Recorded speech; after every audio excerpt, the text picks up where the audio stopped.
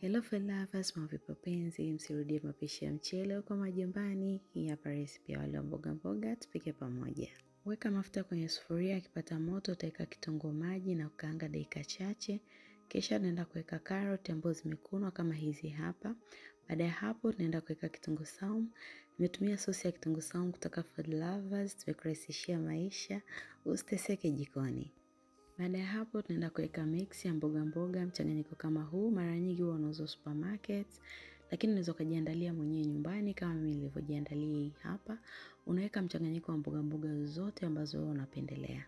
Ili kunogesha na kuhakikisha utamu katika wali wetu, tunaenda kuweka sotojo sauce. Sauce kutoka Food Lovers. Utaweka kuanzia vijiko kama 2 mpaka 3 kutokana na wingi wa wali unaoandaa. Baada ya hapo utachanganya kama hivi. Unapata sotojo kama hilo. Tunaweka chumvi kwa ajili ya ladha. Alafu tunaenda kuweka mchele ambao umesafishwa.